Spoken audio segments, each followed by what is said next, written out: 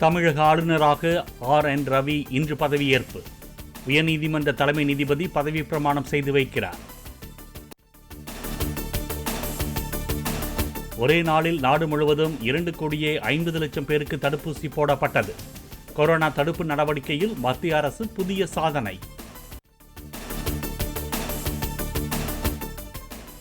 தடுப்பூசி சாதனையால் ஒவ்வொரு இந்தியருக்கும் பெருமை என பிரதமர் மோடி பெருமிதம். வெற்றிகரமாக தடுப்பூசி முகாம்களை நடத்திய மருத்துவத் துறையினருக்கும் நன்றி.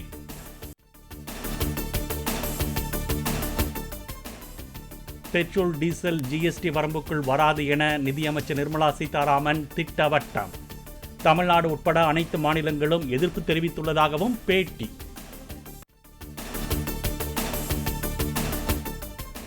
₹16 கோடி மதிப்பில் தசைநார் சிதைவு நோய்க்கு வழங்கப்படும் 2 மருந்துகளுக்கு GSTயிலிருந்து விலக்கு. குறிப்பிட்ட வகை உயிர்காக்கும் மருந்துகளுக்கும் வரி விலக்கு அளிக்கப்படும் என நிதியமைச்சர் அறிவிப்பு. கார்பனேற்றம் செய்யப்பட்ட பழச்சாறுகளுக்கான GST 28% அதிகரிப்பு. பயோடீசலுக்கான வரி 5 விழுக்காடாக குறைக்கப்படுவதாக நிர்மலா சீதாராமன் அறிவிப்பு.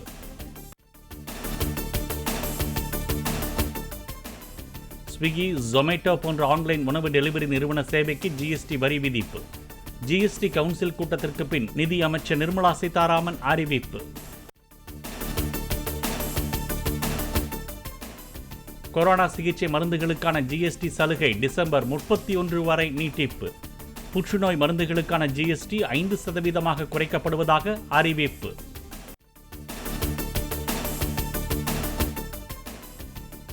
எட்டு உயர்நீதிமன்றங்களுக்கு தலைமை நீதிபதிகளை நியமிக்க கொலிஜியம் பரிந்துரை செய்திருப்பதாக தகவல். உயர்நீதிமன்ற நீதிபதிகள் 28 பேரை இடமாற்றம் செய்யவும் வலியுறுத்தல்.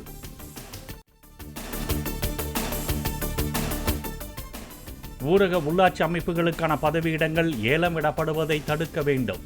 சட்டப்பூர்வ நடவடிக்கைகள் எடுக்க வேண்டும் என மாவட்ட தேர்தல் அலுவலர்களுக்கு தமிழ்நாடு மாநில தேர்தல் ஆணையம் உத்தரவு.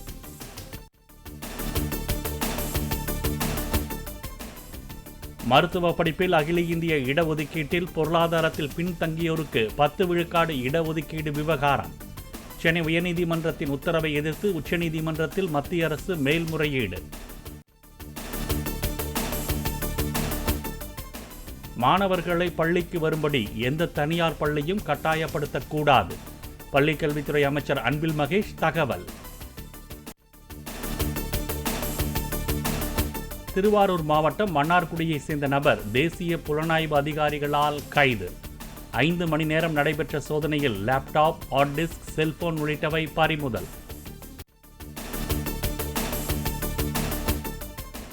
9 மாவட்ட ஊரக உள்ளாட்சி தேர்தலில் போட்டியிட ஆர்வம். 3 நாட்களில் 13,542 பேர் வேட்புமனு தாக்கல். கடலூர் மாவட்டத்தில் பெய்த மழையால் வெள்ளக்காடான சாலைகள். மதுரையில் நகர்ப்புற ஆரம்ப சுகாதார நிலையத்தில் மழைநீர் புகுந்தது.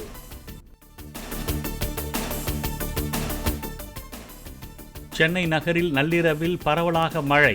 கடந்த சில நாட்களாக புழுக்கமாக இருந்த நிலையில் இதமான சூழல்.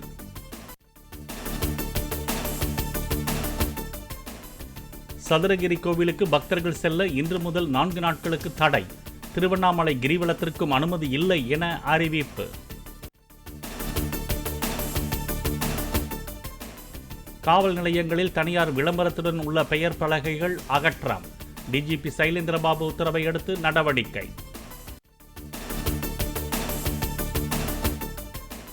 தென்காசி மாவட்டத்தில் ஒரே பள்ளியில் 100க்கும் மேற்பட்ட மாணவர்களுக்கு காய்ச்சல். மாணவர்கள், ஆசிரியர்கள் அனைவருக்கும் கொரோனா பரிசோதனை. முன்னாள் அமைச்சர் KC வீரமணியின் தொழில் பங்குதாரரான ராம ஆஞ்சநேயலு வீட்டில் லஞ்ச ஒழிப்பு போலீசார் சோதனை. நேற்று வீட்டை பூட்டிவிட்டு சென்ற நிலையில் அவரை வரவழைத்து வீட்டை திறந்து ரைடு.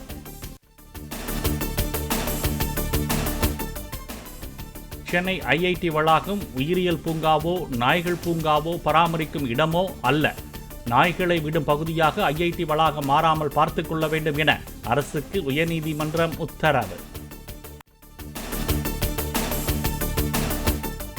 திருப்பதி ஏழுமலையான் கோவிலில் வருடாந்த பிரம்மோற்சவத்தில் பக்தர்களுக்கு அனுமதி இல்லை. கொரோனா சூழலால் முடிவெடுக்கப்பட்டுள்ளதாக அறிவிப்பு.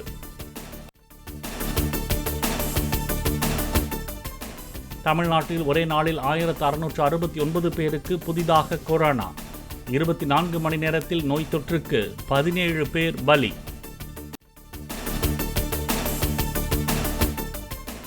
புதுச்சேரியில் காலியாக உள்ள மாநிலங்களவை இடத்திற்கு கூட்டணியாக உள்ள பாஜக ஆளும் என்ஆர் காங்கிரசுக்குள் கடும் போட்டி என தகவல். தாங்கள் போட்டியிடும் நிலைப்பாட்டை தீர்மானமாக ஏற்றி புதுச்சேரி முதல்வரிடம் வழங்கிய பாஜக எம்எல்ஏக்கள். அதிகரிக்கும் பயங்கரவாதமும் மத அடிப்படைவாதமும் உலக அமைதிக்கு மிக பெரும் அச்சுறுத்தல். ஷாங்காய் ஒத்துழைப்பு உச்சி மாநாட்டில் காணொலி மூலம் பங்கேற்று பிரதமர் நரேந்திர மோடி உரை.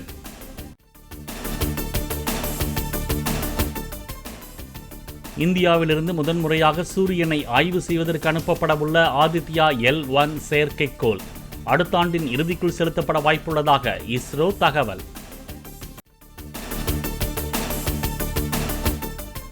உத்தரப்பிரதேசத்தில் 2 நாட்களில் கனமழைக்கு 38 பேர் பலி. லக்னோ உள்ளிட்ட பல்வேறு பகுதிகளில் இயல்பு வாழ்க்கை முடக்கம்.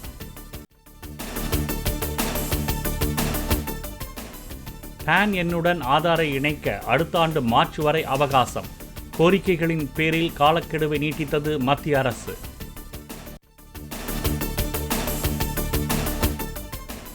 சீனாவின் 3 விண்வெளி வீரர்கள் 90 நாட்களுக்கு பின் பூமிக்கு திரும்பினர். சர்வதேச விண்வெளி மையத்தில் சீனாவின் ஆய்வு பணிகள் மும்முரம்.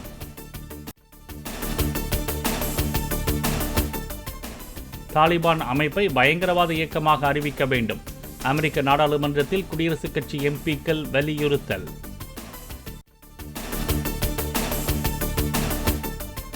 மறைந்த இளவரசர் பிலிப்பின் உயிலை 90 ஆண்டுகள் சீல் வைக்க நீதிமன்றம் உத்தரவு.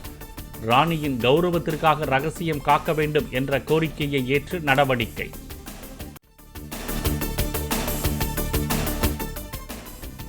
சேலம், கடலூர், அரியலூர், பெரம்பலூர் உள்ளிட்ட மாவட்டங்களில் கனமழைக்கு வாய்ப்பு. டெல்டா மாவட்டங்களிலும் இன்று கனமழை பெய்யும் என வானிலை மையம் தகவல்.